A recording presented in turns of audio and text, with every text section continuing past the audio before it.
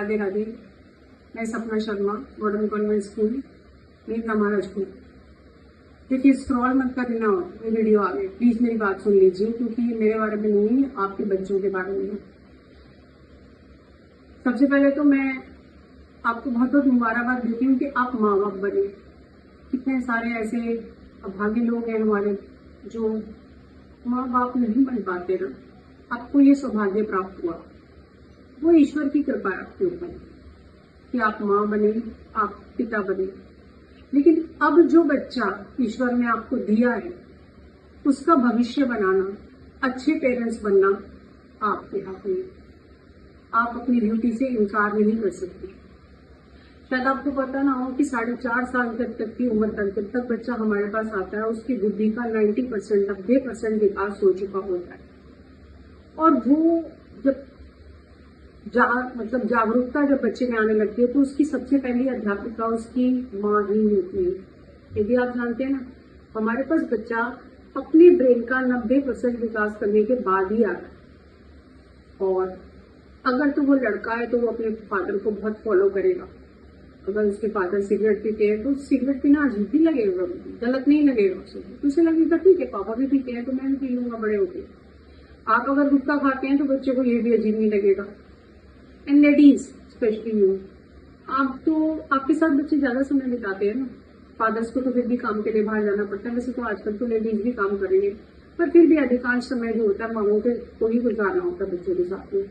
अगर आप चिल्ला रही हैं, चीख रही हैं, तो आपकी बेटी और आपका बेटा दोनों, उन्हें चिल्लाना नॉर्मल लगेगा। अगर आप गाली देते हैं दोनों, तो उसे तो गाली देना नॉर्मल लगेगा।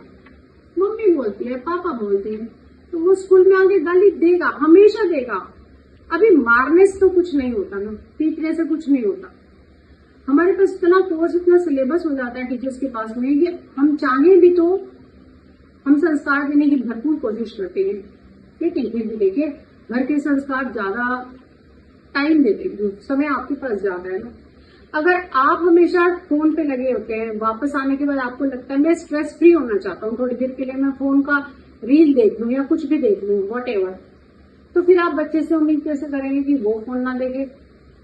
आपका स्ट्रेस खत्म होता है ना उसको देखने से, वो भी अपना स्ट्रेस खत्म करने के लिए देखता है। पर ये तो आप भी जानते हैं और हम भी जानते हैं कि फोन में क्या क्या नहीं होता। फोन जहां तक बेनिफिशियल है, फायदेमंद है, वो उससे ज्यादा वो नुकसान कर देता है, क्योंकि सब कुछ है। अभी तो अधिकता इतनी हो जाती है, जो छोटे बच्चों को ना लेडीज क्या करती हैं, आजकल की शोर मचा रहा है तो उठा के फोन पकड़ा दिया, या खुद फोन में फादर्स मियाँ भी बैठे हुए साथ में, लेकिन दोनों फोन पे। ये तो बन चुका है ट्रेंड।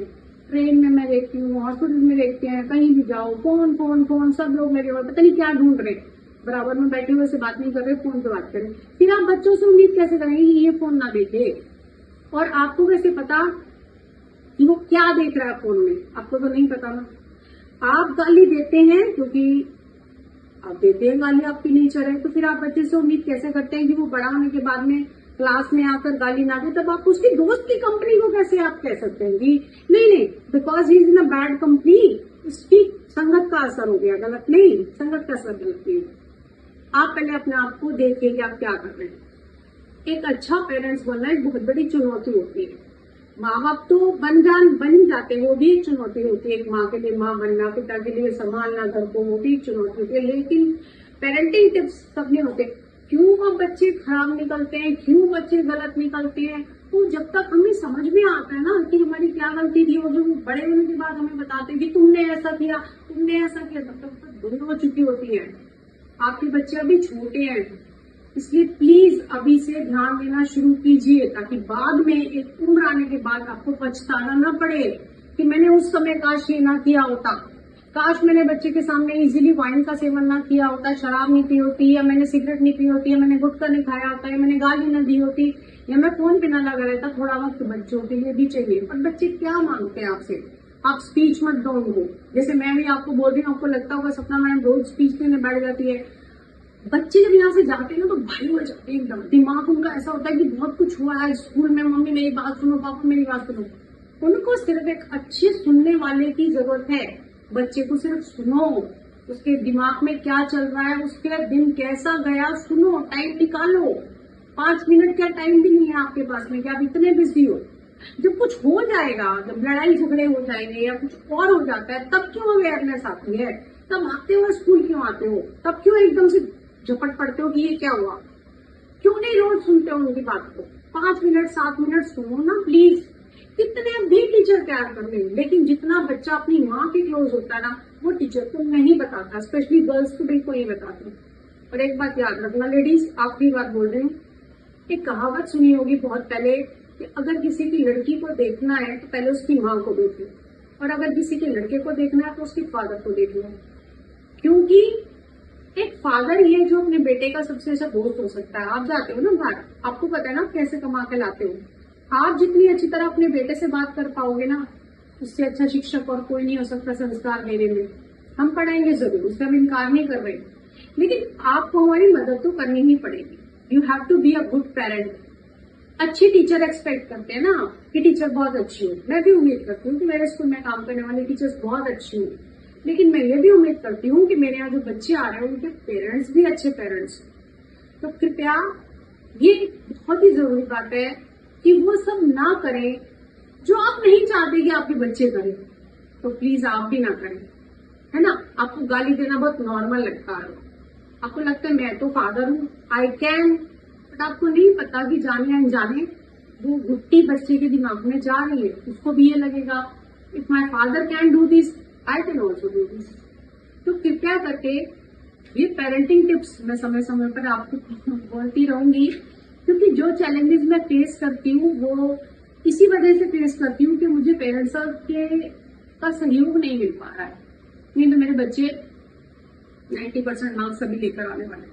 कोई लड़ाई कलेश, कुछ झगड़ा नहीं होगा यहाँ पर, कुछ भी नहीं होगा यहाँ पर। लड़कियां सुरक्षित, लड़के अच्छे, लेकिन आपका सहयोग चाहिए। प्लीज 10 मिनट निकाल के अभिभावकों में समय पिताओं से ये उम्मीद करती हूँ कि वो अपने बेटों से बात करें। आगे जीवन कितना संघर्ष पे जा रहा है, उन्हें बाद में ना बताएं कि अरे हम तो हमने ये किया था, हमने वो किया था, तुम कुछ ना कर पाए। आप अभी क्या कर रहे हैं, आपका संघर्ष कैसा है, आप अभी बताएं। और माताएं अपनी बेटियों को अभी बताएं, उन्हें दबाएं ना, उन्हें स्पीच ना दे, सिर्फ उनकी सुने।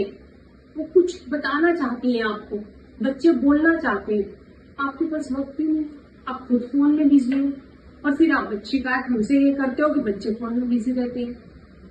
मेरी बात को दिल पे नहीं लेना, मैं भी बच्चों की माँ ही हूँ। जब बच्चे यहाँ आ जाते हैं तो मैं भी बच्चों की माँ हूँ। यहाँ पर माँ और गुरु माँ हूँ मैं, और आप माता पिता है। हम सबको मिलकर ही बच्चों का फ्यूचर बनाना पड़ेगा, ना अकेले आप, ना अकेले मैं। फ्यूचर नहीं बना पाएंगे, नंबर लाने से कुछ नहीं होगा। एक संस्कारवान, एक अच्छा बच्चा बनाने की ये हमारा मिशन ही यही है स्कूल विद्यालय का, कि हम एक अच्छा इंसान बनाकर बच्चे को यहाँ से भेजें।